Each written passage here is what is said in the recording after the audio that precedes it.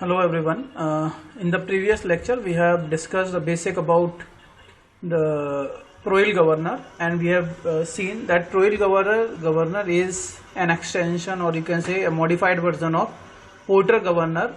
So in Proil governor we have extended the lower arm of the governor and then putted the governor balls over that, and we have identified that the relation, the simplest relation for the speed is n square is equals to 895 upon h into a upon e into small m plus capital M upon small m. So this was the relation, and we have seen that the controlling parameters induced in that type of governor was the a upon e, that is the distance also plays an important role at which the balls are mounted. Okay. So now moving to the next type of governor, which is the Hartnell governor, and we have also performed an experiment on Hartnell governor. How does it work? So these things, this type of governor we have discussed. तो देखते हैं ये वाला governor क्या है. I think ये वाला जो अभी फिगर है पूरा क्लियरली विजिबल नहीं है. मैं आपको ये वाला डायग्राम दोबारा से एक दूसरी जगह दिखा देता हूँ. ठीक है, जस्ट वेट.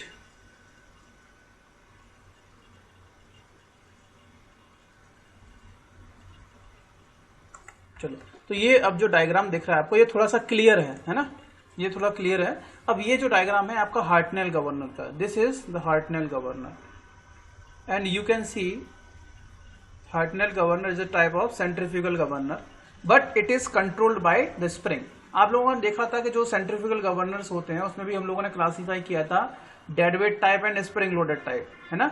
डेड वेट में आपके पोर्टर और प्रोइल आ गए क्योंकि हम लोगों ने मास रखा था बीच में, लेकिन इस वाले केस में मास तो है ही, साथ के साथ स्प्रिंग फोर्स भी यहाँ पर एक्ट कर रहा है. हमने एक स्प्रिंग भी यहाँ लगा रखी है. तो ऑब्वियसली आपका जो हार्टनेल गवर्नर है वो एक स्प्रिंग लोडेड गवर्नर है, spring loaded governor. Okay, it is an spring loaded governor जिसमें कि हम लोगों ने क्या लगा रखी है, एक स्प्रिंग लगा रखी है. अब देखो ये इसका डायग्राम है, ये गवर्नर बॉल्स हैं और ये आपका बेल क्रैंक लीवर है. क्या है ये? Bell crank lever. Its name is bell crank lever, bell crank lever. ये बेल क्रैंक लीवर है और नीचे यहां पर बॉल्स लगी हुई हैं, और ये आपका स्लीव है. ये स्लीव दिख रहा है आपको, है ना. ये रोलर लगे, नॉट बॉल्स, इसको रोलर बोल सकते हैं हम. और ये आपका अपर, ये वाली साइड है, यहाँ पर मास लगा हुआ है, गवर्नर बॉल्स लगी हुई हैं, ये वाली गवर्नर बॉल्स हैं. और इस यहाँ पर ये पिन जॉइंटेड है. ठीक है, ये इसका फ्लेंज दिख रहा है आपको. ठीक है, ये इसका फ्लेंज है, और ये बीच में जो रॉड दिख रही है इसका स्पिंडल है. यहाँ पर एक नट लगा रखा है इसको टाइट करने के लिए, स्प्रिंग फोर्स को बैलेंस करने के लिए. ठीक है, we have puted a nut over this point, and ये नट क्या करेगा, this nut is used to control the spring force, to control the spring force. Spring force को कंट्रोल करने के लिए, रेगुलेट करने के लिए हम लोगों ने यहाँ नट लगा रखा है. ये बीच में आप स्प्रिंग देख रहे हो, ये बीच में स्लीव आ रहा है, ये स्टॉप है ना, ये स्टॉप है. इसके ऊपर आपका गवर्नर नहीं जाएगा, ये स्लीव नहीं जाएगा. ये रोलर लगा हुआ है एंड में यहाँ पे. अब यहाँ से यहाँ तक की डिस्टेंस भी है, ये पॉइंट ए है, पिन जॉइंटेड किया हुआ है. इसी तरीके से राइट हैंड साइड में भी सेम है. ठीक है, ये आपकी आर्म है, ये बेल क्रैंक लीवर बता दिया. ये वाली जो आर्म है, ये वाली दिख रही है ना, ये आर्म है आपकी, ये आर्म है.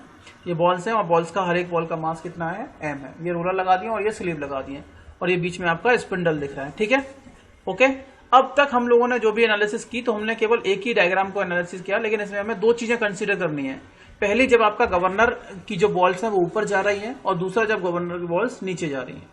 ठीक है, मतलब ये रोटेट कर रहा है, तो रोटेट करते टाइम ये पहला फिगर, एक तो आपको ये वाला फिगर दिख रहा होगा और एक आपको ये वाला फिगर दिख रहा होगा. दोनों फिगर दिख रहे हैं. You have two figures on the right hand side. ठीक, अब इन दोनों फिगर में क्या अंतर है, इसमें एक पोर्शन ये है और एक ये दूसरा ये वाला है. इसमें क्या है, आप लोग देख रहे हो कि ये जो पॉइंट है, ये यहां पर था सेंटर में इधर, और जब ये बॉल, जब इसकी स्पीड डाउन होगी, ये लो स्पीड की बात कर रहे हैं, स्पीड डिक्रीजिंग, आपकी स्पीड क्या हो रही है, डिक्रीज कर रही है, और इसमें स्पीड जो है वो इंक्रीज कर रही है. ये याद रखना है, स्पीड इंक्रीज कर रही है गवर्नर की, और इसमें और यहाँ पे स्पीड जो है वो डिक्रीज कर रही है. तो अब मुझे आप एक बार बताओ, जब ये स्पीड इसकी डिक्रीज होगी, जब ये स्पीड डिक्रीज होगी, तो ये वाला पॉइंट तो अपनी पॉइंट से, ये वाला जो पिन जॉइंटेड है वो तो यहां से हटेगा नहीं, हट जाएगा या नहीं हटेगा? ये तो नहीं हटेगा, लेकिन ये रोलर नीचे शिफ्ट हो जाएंगे और ये वाला बॉल्स जो है इधर आ जाएगी। मतलब ये वाली जो आर्म होगी वो कुछ इस तरीके से टिल्ट हो जाएगी कि नहीं हो जाएगी बताओ? इस तरीके से टिल्ट हो जाएगी ना जब स्पीड कम होगी तो। क्या ये इस तरीके से शिफ्ट नहीं हो जाएगी आर्म? तो वही लोकेशन यहां पर दिखाई गई है, यही लोकेशन यहां पर दिखाई गई है। तो हमने ये मान लिया है कि इन दोनों पॉइंट्स के बीच की डिस्टेंस ए है, ठीक है। जब ये टिल्ट होगा तो इनके बीच की डिस्टेंस कम हो जाएगी।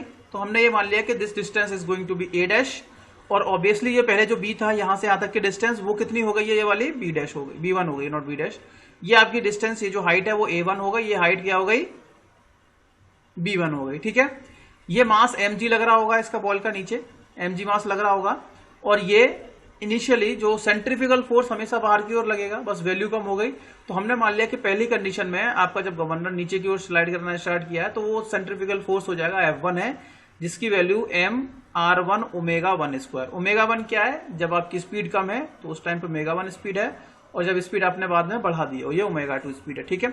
R1 क्या है? जब आपकी बॉल्स हैं, जब बॉल्स यहां से यहां शिफ्ट हो जाएंगी तो उस टाइम पे कितनी डिस्टेंस है इस के सेंटर की एक्सिस, ये जो एक्सिस है बीच वाली, तो ये आपकी क्या हो जाएगी? R1 हो जाएगी, ठीक है, ओके। और ये जो चेंज देखने को मिला है यहां से यहां तक, उसको हमने C1 बोल दिया। देखो यहां से यहां तक का जो है वो C1 है, ठीक। तो C जो है वो C1 तक पहुंच गया। C कहां तक पहुंच गया है? C1 तक पहुंच गया। और ये जो एंगल बनाया है यहां तक का वो θ1 है। This angle made is θ1। अगर ये θ1 तो यहां पर भी देख लेंगे हम, कोई दिक्कत? पहला वाला डायग्राम समझ में आ गया कि नहीं आ गया? किसी को कोई दिक्कत यहां तक कि पहला वाला डायग्राम है क्या समझ में आया? Yes sir. ये आपका सेंट्रीफ्यूगल फोर्स, ये बॉल का मास mg। अब देखो जब आपका स्लीव नीचे मूव करेगा तो देखो स्लीव का मास यहां पर होगा, स्लीव का मास कैपिटल M माना है। फ्रिक्शन फोर्स स्मॉल f काम कर रहा होगा, कर रहा होगा नहीं कर रहा होगा? बोलो भाई, इसमें क्या माना है? m जो है वो लोडेड मास है, जो लोड किया हुआ है, लोडेड मास हो गया। स्मॉल f क्या है? फ्रिक्शन फोर्स हो गया कि नहीं? और तीसरा फोर्स क्या दिख रहा है आपको? तीसरा भी तो टर्म दिख रहा है, कैपिटल F। ये क्या है? ये है आपका स्प्रिंग फोर्स। कौन सा फोर्स? कभी कभी हम इसको Fs लिखेंगे, ठीक है, Fs1 Fs2 लिखेंगे, ठीक है। इसमें Fs लिखा है लेकिन हम Fs1 Fs2 अभी PDF दिखाऊंगा, उसमें Fs1 और Fs2 है, कोई दिक्कत? अब मुझे आप एक बात बताओ, जस्ट फॉर आप बताओ, ये आपकी जो पहली वाली कंडीशन में आपका जो रोलर, ये स्लीव है वो नीचे आएगा कम स्पीड की वजह से। तो पहली बात तो मास आपका डाउनवर्ड एक्ट करेगा, पॉजिटिव रहेगा कि नहीं रहेगा? ये तो हमेशा पॉजिटिव एक्ट करेगा स्लीव का मास, तो mg हो गया, इसकी वजह से फोर्स लगेगा। प्लस ये जो आपकी स्प्रिंग है वो स्प्रिंग हमेशा, वो स्प्रिंग क्या करेगी? इस स्लीव को नीचे की ओर पुश करेगी कि नहीं करेगी? ये जो स्प्रिंग होती है ना, ये जो स्प्रिंग लगी हुई है, इसको हम किस पोजीशन में? कंप्रेस्ड कंडीशन में रखते हैं इसको, ठीक है, कंप्रेस्ड कंडीशन में। तो ये हमेशा एक नीचे स्लीव की ओर फोर्स लगाती रहेगी। आप मुझे एक बात बताओ, आपने अपने हाथों के बीच में एक स्प्रिंग को दबा रखा है, तो स्प्रिंग कहां फोर्स लगाएगी? बाहर की ओर नहीं लगाएगी क्या?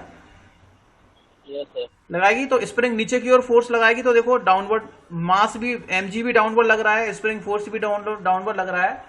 और तीसरा केस, जब ये स्लीव नीचे जाएगा तो फ्रिक्शन फोर्स कहां एक्ट करेगा?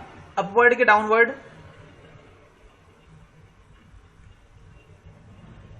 ये mg का हो गया, और ये आपका हो गया आपका Fs1 हो गया अपवर्ड। तो इस वाले में गलत लिखा है, इसको माइनस कर लेना है, ठीक है, ये माइनस करना है, तो ये ऊपर चला जाएगा F। पहली वाली कंडीशन समझ में आ गई। अब दूसरी वाली कंडीशन में क्या होगा? सेकंड केस में हमने क्या किया है, अब हमने ये माना है कि अब आपका रोलर जो है ये इसकी स्पीड बढ़ गई है। जब स्पीड बढ़ेगी तो ऑब्वियसली ये वाली बॉल्स बाहर की ओर मूव करेंगी कि नहीं करेंगी? तो ये थोड़ी सी टिल्ट हो जाएगी कि नहीं? ये वाली आर्म ऐसे उठ जाएगी, ऊपर उठ जाएगी कि नहीं? बॉल यहां पर आ जाएगी और ये रोलर यहां आ जाएगी, ऊपर उठेगी। तो ये वाली सेकंड केस आप लोग देख सकते हो। सेकंड केस में क्या है? स्पीड आपका जो गवर्नर बॉल्स है ऊपर की ओर जा रही है। इस टाइम पे ये थोड़ा करेक्ट कर लेना भैया, ये जो F1 है ना, ये अब F2 हो जाएगा, ठीक है, क्या हो जाएगा? F2। ठीक है, तो ये कितना है F2 हो जाएगा, इसको करेक्ट कर लेना। ये R1 की जगह पर क्या हो जाएगा R2। भाई रेडियस बढ़ जाएगी ना, यहां से यहां तक की डिस्टेंस बढ़ जाएगी, तो देखो यहां से यहां तक की टोटल डिस्टेंस कितनी है R2 दिख रही है कि नहीं, इस एक्सिस से लेकर के C पॉइंट तक की डिस्टेंस, ठीक है ओके। और ये जो एंगल बना है वर्टिकल के साथ वो θ2 हो गया, पहले जो एंगल θ1 था वो θ2 हो गया है, ठीक है। ये पॉइंट C था, पहले C1 था, अब ये बाहर की ओर चला गया C से, तो ये C2 हो गया पॉइंट। यहां से यहां तक की डिस्टेंस R हो गई और ये टोटल डिस्टेंस R2 हो गया। अच्छा ये जो डिस्टेंस है ना, ये सेंटर जब ये एकदम वर्टिकल पोजीशन में है उस टाइम पर जो रेडियस है वो R है, जब ये अंदर आ रहा है बाहर आ रहा है तब रेडियस R से R1 या R2 चेंज हो रहा है। सेंट्रीफ्यूगल फोर्स ये लग रहा है mr2 ω2 स्क्वायर कर लेना है इसको, ये स्क्वायर आएगा, ये भी गलत लिखा है, स्क्वायर लिख देना है इसको, ठीक है। ये mr1 ω1 स्क्वायर, ये mr2 ω2 स्क्वायर हो जाएगा, ठीक है।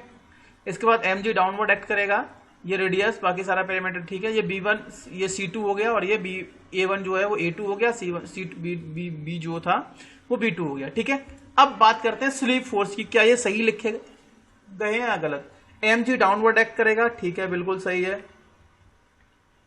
स्प्रिंग फोर्स डाउनवर्ड एक्ट करेगा क्या, डाउनवर्ड एक्ट करेगा स्प्रिंग फोर्स, यस सर। तो ये fs2 हो गया।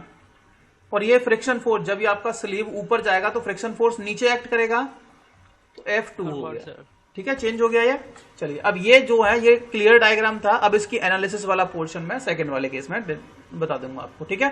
तो आपको अगर सिंपल पूछा जाए कि डिफाइन ए हार्टनेल गवर्नर, तो आप लिख सकते हो Hartnell governor is spring loaded type centrifugal governor which consist of A spring. The various components are, it has a bell crank lever, it has two balls, one spring, one screw is loaded over there, there are some rollers on this। इसके बाद ये diagram बना देना है, ठीक है, और इसके बारे में थोड़ा बनाने के बाद इसकी एनालिसिस कर देनी है। अब क्वेश्चन पूछा जाता है, वो सुनो क्या पूछा जाता है क्वेश्चन, या इसमें पूछा जाता है कि drive the relation for the stiffness of the spring of the Hartnell governor. और ये हम लोगों ने एक्सपेरिमेंट भी किया था कि स्प्रिंग स्टिफनेस निकालनी होती है, साथ ही साथ रेंज निकालनी होती है, स्पीड रेंज या सेंसिटिवनेस, ये सारी चीजें बताई थी मैंने आप लोगों को, है ना। तो हम लोग कैलकुलेशन इससे रिलेटेड कर चुके हैं। अब बात करते हैं अगला, जो हमारा दूसरी पीडीएफ है। अब इसमें क्लियर दिख चुका है सारा डायग्राम, आप लोगों को क्लियर हो गया। So here you can see the part, यहाँ पे हल्का थोड़ा सा धुंधला है लेकिन समझ जाएगा। ये हार्टनेल गवर्नर है, ये स्प्रिंग है आपकी, ये नट लगा दिया ऊपर, ये बेल क्रैंक लीवर है, ये सारा सेम टू सेम वही डायग्राम है और कुछ चेंज नहीं किया, ठीक है। Arm rotate with the spindle, spindle के साथ आपकी आर्म रोटेट करने लगेगी। ये वही फोर्स है, F1 mg एक्ट कर रहा है, R1 R2 ये सारी चीजें, B1 और A1 कहां से कहां तक की वैल्यू है, C1 क्या है, C2 क्या है, ये सब बता दिया है। बाकी अगर हम नेक्स्ट बात करते हैं तो ये सेकंड लोकेशन है, ठीक है, ये क्या है आपकी सेकंड लोकेशन। अब इसमें जो ध्यान देने वाली बात ये है वो मैं पहले ही आप लोगों को बता देता हूं। देखो पहले वाले डायग्राम में आप लोग देखोगे, विजुअलाइज करोगे तो आप लोगों को एक पता चलेगा, इसमें देखो FS1 FS2 और ये F तीनों पॉजिटिव थे और अपॉन 2 उसमें भी था, अपॉन 2 इसमें, क्यों, क्योंकि हम एक साइड कंसीडर कर रहे हैं अंडर इक्विलिब्रियम, ठीक है। अब इसमें एक बात समझ लो जो मैं बताने वाला हूं अभी, जो कि आगे यूज होनी है। यहां पर क्या है, आपका जो अपर आर्म है वो कितना टिल्ट हुई है, θ1, ये θ1 टिल्ट हुई है कि नहीं हुई है, बोलो, होगी ना। और जब इस वाले केस में वर्टिकल से θ2 लेफ्ट साइड में टिल्ट हुई है कि नहीं हुई है, और यहां से ऊपर की ओर θ2 टिल्ट हुई है कि नहीं हुई है, हुई है कि नहीं। अच्छा अब आप एक बात मुझे बताओ जल्दी से,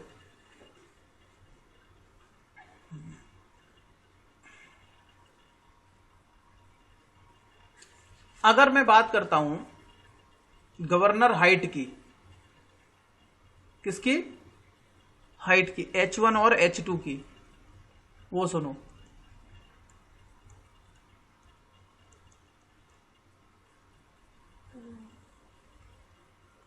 what is this H1 and H2, yes। तो देखो अगर हम बात करेंगे ये टिल्ट, अगर एंगल टोटल में काउंट करूंगा तो ये θ1 प्लस θ2 हो जाएगा, इसको और इसको कंबाइंड करूं तो हो जाएगा कि नहीं हो जाएगा, बोलो, होगा कि नहीं। भाई ये मीडियम पोजीशन है आपकी इसके बाद एक बार बॉल्स यहां चली गई, दूसरी बार बॉल्स यहां चली गई, एक एंगल बन रहा है θ1, दूसरा एंगल बन रहा है θ2। तो ये टोटल कितना हो गया एंगल θ1 प्लस θ2। और ये डिस्टेंस कितनी है यहां से यहां तक की, ए है कि नहीं, बोलो। ये रेडियस तो ए है ना, यहां से यहां तक की डिस्टेंस कितनी है, ए ही तो है, बोलो। नहीं समझ में आ रहा है? हो रही है ना। अब आपको पता है, आप एक बात जानते हो कि जो आर्क होता है, या आप डिस्प्लेसमेंट मान लो, आर्क मानो, डिस्प्लेसमेंट नहीं, आर्क,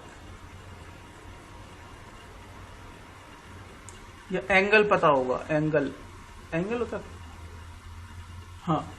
आर्क क्या होता है, arc is equals to what, angle into radius, होता है कि नहीं होता है, होता है क्या ना। अरे बोलो, arc is equal to angle into radius नहीं होता है? यस सर, होता है ना। अब देखो, ये जो टोटल एंगल बन रहा है वो कितना बन रहा है, θ1 प्लस θ2। तो θ1 प्लस θ2 लिख लो। अगर मैं आर्क की बात करूं तो यहां पर पॉइंट था C1, यहां पर पॉइंट था C2। तो C1 C2 डिस्टेंस कितनी हो जाएगी, C1 C2 डिस्टेंस कितनी हो जाएगी, R2 माइनस R1 होगी क्या नहीं होगी, बताओ जल्दी बताओ, होगी या नहीं भाई। जब आपकी बॉल्स अंदर हैं तो यहां से यहां तक की डिस्टेंस R1, जब ये बॉल बाहर चली जाएगी तो यहां से यहां तक की डिस्टेंस R2 है कि नहीं। तो दोनों का डिफरेंस कितना हो जाएगा, C1 C2 के बीच की डिस्टेंस हो जाएगी वो R2 माइनस R1 हो जाएगी, है ना। और यही R2 माइनस R1 किसके बराबर हो जाएगा, एंगल इंटू रेडियस। एंगल कितना है, θ1 प्लस θ2, होगा कि नहीं होगा। ये देखो, पहले आपकी बॉल यहां थी, ये वाली, इस वाली डायग्राम के हिसाब से यहां पे चला जाएगा ये वाला पॉइंट, और बाद वाले में ये बाहर आ गया तो ये C2 पॉइंट पे पहुंच गई। तो टोटल कितना आर्क हुआ, ये हो गया ना।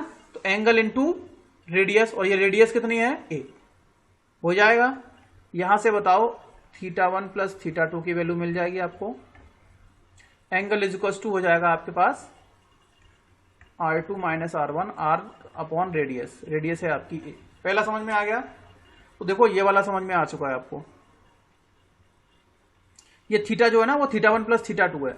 अगर थीटा कहीं दिया है वो θ1 प्लस θ2 के बराबर है, ठीक है, θ1 प्लस θ2। तो ये वाला डायग्राम समझ में आ रहा है, R2 minus R1 is equal to theta into A. बोलो, आ गया समझ में? Yes sir. चलिए, ये जो मैंने साइड में लिखा है ना, ये समझ में आ गया। और दूसरी बात क्या है, दूसरी बात ये है, ये जो सेम एंगल है, अगर ये वाली आर्म देखोगे, अभी इस हॉरिजॉन्टल आर्म की बात कर रहे हो, अभी आपकी हॉरिजॉन्टल आर्म ये वाली ऐसे थी, पहले वाले केस में ये वाली आर्म कहां आ गई थी, नीचे आ गई थी, देखो नीचे आ गई थी ना। और बाद वाले केस में ये वाली आर्म ऊपर चली गई थी कि नहीं। ये एंगल था θ1 और ये एंगल था θ2। यहां से यहां तक की डिस्टेंस कितनी हो जाएगी, बोलो। θ1 प्लस, हाँ जी, R2 माइनस R1। हाँ, R2 माइनस R1 नहीं होगा, ये H1 मान लेते हैं। क्या मान लेते हैं, H1 मान लो या H मान लो, डेल्टा H मान लो, कुछ भी मान लो। ये क्या है, हैं?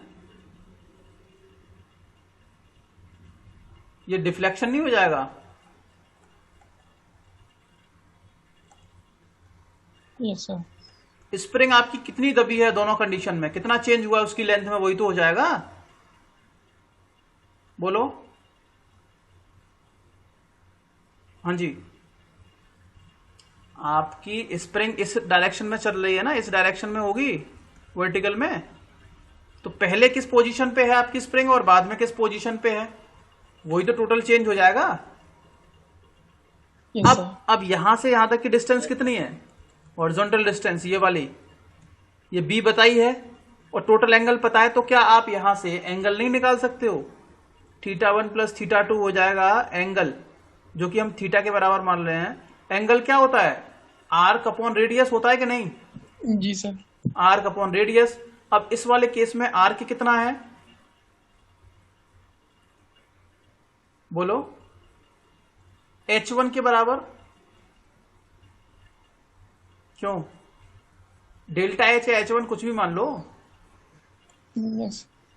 यहाँ पे h1 माना है तो मैं h1 मान लू या डेल्टा h1 कुछ मान, delta B. h upon radius, तो रेडियस ये वाली हो जाएगी b। B. अब इस थीटा की वैल्यू जो हमने पहले निकाली है, थीटा 1 प्लस थीटा 2 की वैल्यू, वो रख दें तो कोई दिक्कत, नो सर। तो वो वाली वैल्यू पुट कर दो यहाँ पे। तो थीटा वाले क्या था यहाँ पे, R2 minus R1 upon a, R2 minus R1 upon a, it is equal to H1 upon b. ठीक है, इसका यूज होना है आगे। अब ये मत पूछना कैसे आ गया, तो आप लोग एक बार देख सकते हैं। चलिए अब मैं इसकी एनालिसिस सिंपली देख रहा हूं, अब इसका एनालिसिस वाला पोर्शन देख लेते हैं। ठीक है, कुछ नहीं करना, वही किसी पॉइंट के अबाउट मोमेंट लेना है। तो ये जो डायग्राम आप लोगों ने देखा है वो हार्टनेल गवर्नर का है।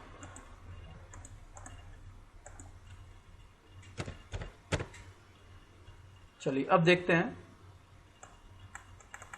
तो मैंने लिख दिया है F is the centrifugal force mr omega square, Fs लिखा है तो वो स्प्रिंग फोर्स है इस वाले केस में। ठीक है, Fs स्प्रिंग फोर्स है, F क्या है, हमने सेंट्रीफ्यूगल फोर्स माना है, बाकी क्या क्या कहां पर क्या दिया गया वो समझ लेना आप लोग।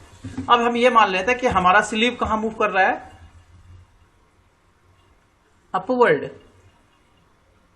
नहीं, डाउनवर्ड मूव कर रहा है इस वाले केस में। तो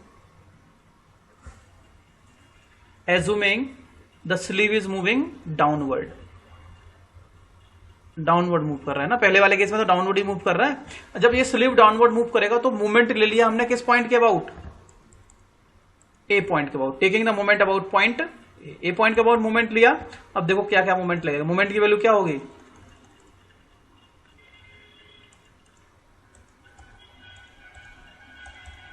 देखो इस पॉइंट के अबाउट मूवमेंट लेंगे तो F1 इंटू ये हो जाएगा A1, और ये इसको एंटी क्लॉकवाइज घुमा रहा है, नहीं घुमा रहा है, हो गया F1 इंटू A1 हो गया, ये एंटी क्लॉकवाइज। क्लॉकवाइज कौन सा काम कर रहा है, एक तो स्मॉल mg इंटू ये वाले डिस्टेंस काम कर रही है C1 के बराबर, तो mg इंटू C1 प्लस ये क्लॉकवाइज लग रहा है, और एक ये वाला लग रहा है क्लॉकवाइज, तो ये हो जाएगा mg प्लस Fs1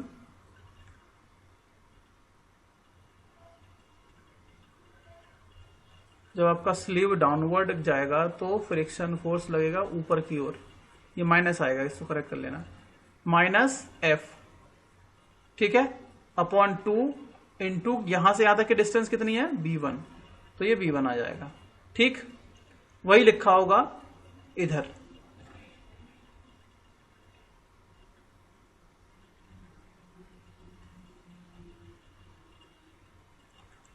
ठीक है। ये f क्यों प्लस में ले रहे हैं,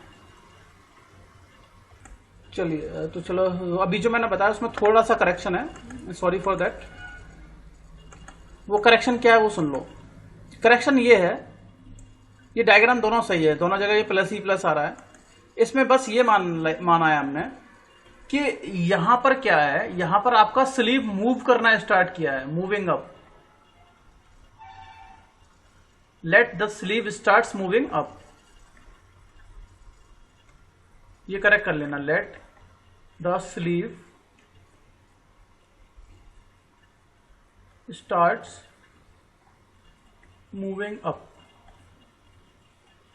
ठीक है, यहां पर ऊपर मतलब चलना इसने स्टार्ट किया है, और यहां पर ये अभी भी ऊपर जा रहा है और इस एक्सट्रीम पोजीशन तक जा चुका है।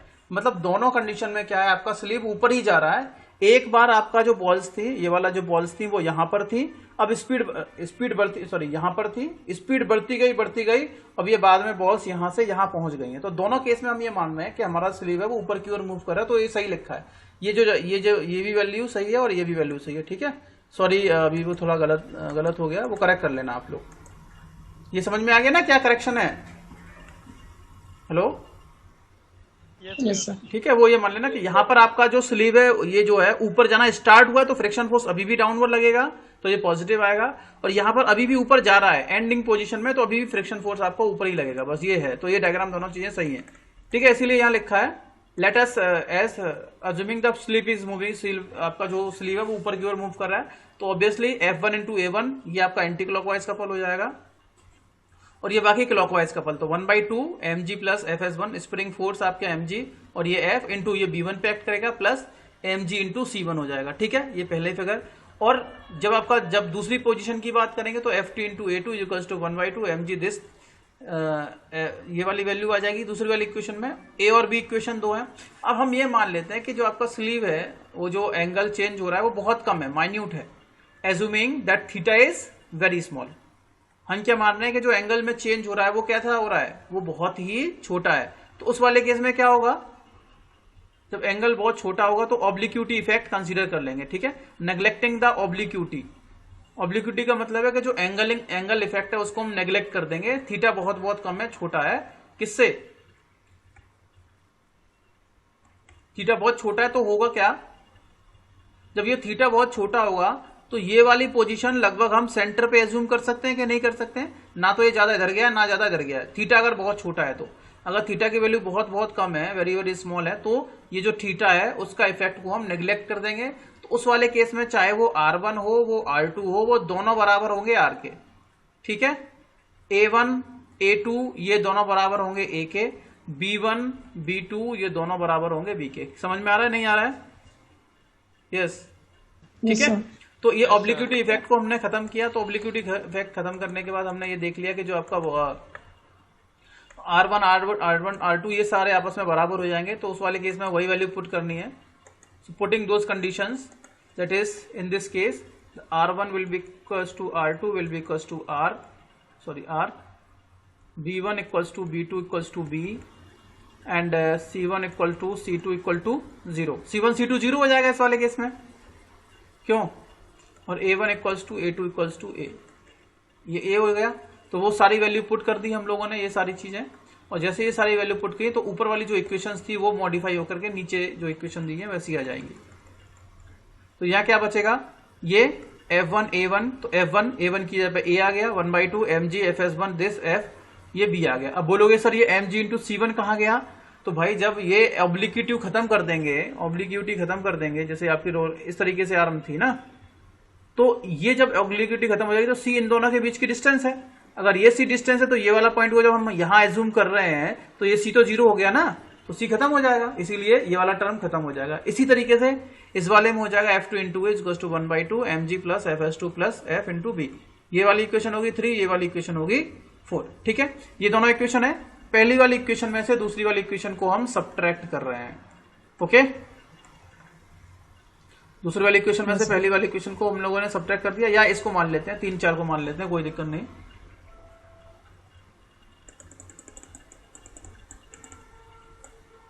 इस वाली इक्वेशन में से इसको घटा देंगे तो क्या बचेगा, F2 minus F1 into A बच गया, 1/2 बाहर ले लिया, इसमें से ये घट जाएगा, इसमें से ये घटेगा नहीं, ये आपस में घट जाएंगे, ये आपस में घट जाएंगे, और ये FS2 में से FS1 घट जाएगा, और यहां पे आ जाएगा केवल B आ जाएगा।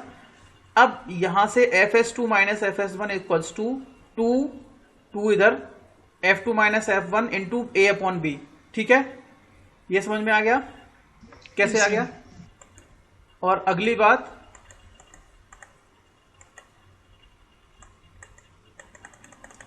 ये क्या है, FS1 FS2 स्प्रिंग फोर्स है कि नहीं, नेट स्प्रिंग फोर्स यही तो हो गया। आप मुझे बताओ स्प्रिंग फोर्स क्या होता है, FS स्प्रिंग फोर्स क्या होता है, स्प्रिंग इंडेक्स इनटू डिफ्लेक्शन होता है कि नहीं होता है, वाइब्रेशन में पढ़ा था ना delta, yes sir, FS equals to delta S, ये पढ़ा हुआ कई बार, mg equals to delta S पढ़ा है, वही अप्लाई करना है।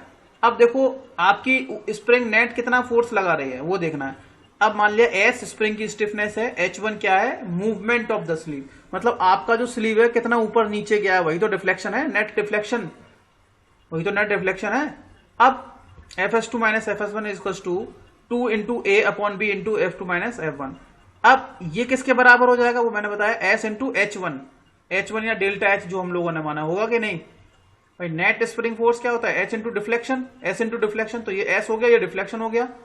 आपका स्लीव जो आर्म है ये वाली पहले यहां थी, ऊपर उठी नीचे उठी जो भी है, तो ये टोटल डिफ्लेक्शन हाइट कितना था? H1 मैंने आपको बताया था कि नहीं बताया था अभी? तो ये H1 इंटू एस आ गया, 2 इंटू ए इंटू दिस आ गया। यहां से स्प्रिंग स्टिफनेस की वैल्यू कितनी आ गई? ये वाली आ गई। ये आपका फॉर्मूला आ गया ABH1 के टर्म में, ठीक है। इसको थोड़ा सा और मॉडिफाई किया गया है। अब देखो F1 क्या है? सेंट्रीफ्यूगल फोर्स पहली वाली कंडीशन में mR1 ओमेगा 1 स्क्वायर। F2 क्या है? Spring centrifugal force second condition में वो mR2 ओमेगा 2 स्क्वायर, ठीक है। ये वैल्यू पुट करेंगे। अभी मैंने आपको बताया था कि theta H1 equal to theta B हो गया और R2 minus R1 equal to theta A. तो यहां से H1 की वैल्यू R A और B के टर्म में निकाल ली थी हम लोगों ने, जैसे मैंने आपको पहले बता दिया था। और ये जो H1 की वैल्यू है उसको निकाल करके यहां पुट कर दो, ठीक है। कोई दिक्कत? बोलो। No sir. नहीं। अब यहां से अगर आप देखोगे तो यहां से S की वैल्यू क्या आएगी? ये वाली आएगी। Finally putting the value then you can find that S is equal to this one, ठीक है। कोई दिक्कत? हाँ जी। No this sir. Is the expression required for the spring stiffness calculation of the Hartnell governor. अब SSC JE में question आया था, यहां से वो क्या आया बता रहा हूं। एसएससी जेई में क्वेश्चन ये पूछा गया था कि अगर हम स्प्रिंग स्टिफनेस इंक्रीज कर दें, क्या इंक्रीज कर दें?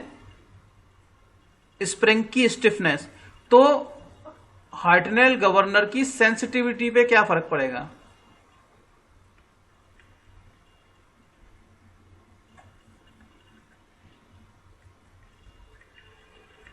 बताइए। क्या किया हमने? हार्टनेल गवर्नर, अगर हम लोगों ने इस जो हार्टनेल गवर्नर है उसकी स्प्रिंग स्टिफनेस जो है उसको इंक्रीज कर दिया, बढ़ा दिया, तो हार्टनेल गवर्नर की सेंसिटिविटी पे क्या फर्क पड़ेगा? सेंसिटिविटी इंक्रीज होगी, सेंसिटिविटी डिक्रीज होगी, कांस्टेंट रहेगी या नो चेंज? कोई आइडिया नहीं है, no idea, none of the above मानो। बोलो। नहीं पता? सेंसिटिविटी उसकी सर डिक्रीज होगी ना? सेंसिटिविटी डिक्रीज हो जाएगी, गुड। सेंसिटिवनेस डिक्रीज हो जाएगी। अब देखो मुझे एक बात बताओ, हमने ये वाला रिलेशन निकाला है, इस H1 को ले जाओ ऊपर, S को ले आओ नीचे, तो क्या लग रहा है? S is indirectly proportional to, inversely proportional to H1, या H1 को जब इधर ले जाएंगे तो H1 is indirectly proportional to 1/S। हो गया कि नहीं? अगर S आपने इंक्रीज किया तो गवर्नर की हाइट में चेंज होगा क्या? ज्यादा ये वैल्यू डिक्रीज होगी कि नहीं होगी? S बढ़ेगा तो H डिक्रीज होगा, क्यों? Yes sir. H डिक्रीज होगा मतलब H क्या है? आपका जो स्लीव है कितना मूव ऊपर नीचे मूव कर रहा है। जब ये ऊपर नीचे मूवमेंट, इसकी सेंसिटिवनेस खत्म है, आपकी स्पीड में तो चेंज हो गया, लेकिन आपका गवर्नर की बॉल्स ऊपर नीचे ज्यादा मूव नहीं की, तो वो इनसेंसिटिव हो गया ना, कम सेंसिटिव है। This is the correct answer कि अगर ये ऐसा होता है तो स्प्रिंग स्टिफनेस बढ़ाने पे गवर्नर की सेंसिटिवनेस क्या हो जाती है? डिक्रीज हो जाती है। आपको ये याद रखना है, ठीक। चलिए तो ये वाली क्लास यहीं फिनिश करते हैं। बाकी very very important topics, governor से रिलेटेड कुछ पैरामीटर्स हैं, ठीक है, जो इसकी इफेक्टिवनेस को, जो उसकी परफॉर्मेंस को चेक करने के लिए हम लोग बनाते हैं। इंपॉर्टेंट टर्म्स हैं, पूछे जाते हैं कॉम्पिटिटिव एग्जाम्स में, यहां से क्वेश्चन आते हैं। सेंसिटिवनेस क्या होती है गवर्नर की, और आइसोक्रोनिज्म क्या होता है, हंटिंग क्या होती है, ठीक है, गवर्नर हंटिंग क्या होती है, आइसोक्रोनिज्म क्या होती है, हंटिंग की कंडीशन क्या होती है, आइसोक्रोनिज्म की कंडीशंस क्या होती हैं, ये चीजें हम लोग डिस्कस करेंगे नेक्स्ट क्लास के अंदर। इसके लेक्चर बन चुके हैं, चाहे तो आप पुराने लेक्चर्स भी देख सकते हैं, लेकिन it depends totally on you, ठीक है। इसके बाद इसके कुछ न्यूमेरिकल्स हम लोग करेंगे इकट्ठे एक साथ, ठीक है। चलिए, thank you. Yes sir. Okay. Yes sir. Thank you sir.